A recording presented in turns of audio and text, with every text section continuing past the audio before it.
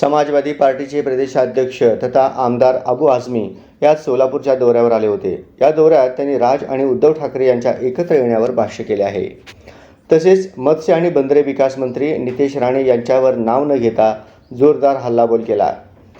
एक 4 फूट का चुना हुआ आदमी असे म्हणत राणे यांच्यावर आझमी यांनी हल्ला चढविलाय। अबू आझमी म्हणाले, महाराष्ट्रात अलीकडच्या काळात सांप्रदायिकता मोठ्या प्रमाणात वाढली आहे।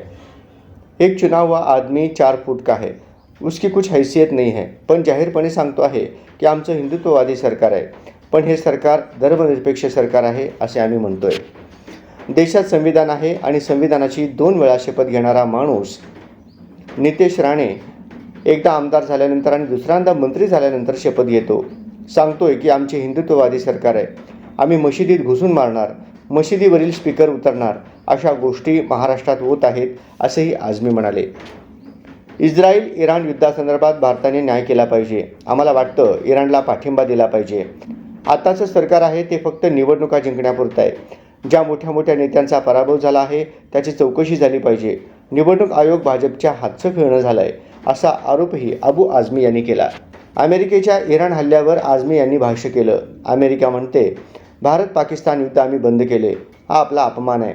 इस्रायलने पॅलेस्टाईनवर हल्ला केला त्यावेळी अमेरिका काही बोलत नाही। अमेरिका इस्रायलची साथ देते। इस्रायलने पहिला हल्ला इराणवर केला असेही आझमी यांनी स्पष्ट केले। आमदार आझमी म्हणाले, इराणचं अभिनंदन करतो, कारण 50 वर्षांचा जो व्यक्ती आहे त्याचे आजोबा भारतात जन्माला आले, त्याच्यात भारताचं रक्त आहे, त्यामुळे आम्ही इराणसोबत उभे आहोत। डोनाल्ड ट्रम्प यांना शांततेचे नोबेल देण्याची मागणी पाकिस्तानने केली आहे। यावर आझमी म्हणाले, पाकिस्तान असं मानत असेल की भारत पाकिस्तानचे युद्ध डोनाल्ड ट्रम्प यांनीच बंद केलं, पण ते आम्ही मान्य करत नाही। पण काही लोक स्वतःची शस्त्र विकण्यासाठी लोकांच्या हत्या करत असतील तर त्याची निंदा झालीच पाहिजे। और सबसे बड़ी जो दुख की बात है कि महाराष्ट्र में आज जो है ना सांप्रदायिकता उरूज पर है। एक चुना हुआ आदमी 4 फुट का है, उसकी हैसियत कुछ नहीं है, परंतु खुलेआम कहता है कि हमारी सरकार हिंदुत्व की सरकार है। हम कहते हैं ये सरकार सेकुलर सरकार है। देश में संविधान है और संविधान की कसम 2-2 बार खाने वाला आदमी एक बार आमदार बनता है तो शपथ लेता है, दूसरा उसके बाद जब बनता है वो मिनिस्टर बनता है तो शपथ लेता है, लेकिन वो कह रहा है हमारी हिंदुत्व की सरकार है, हम मस्जिद में घुस के लोगों को मारेंगे, मस्जिद का लाउड स्पीकर उतारेंगे।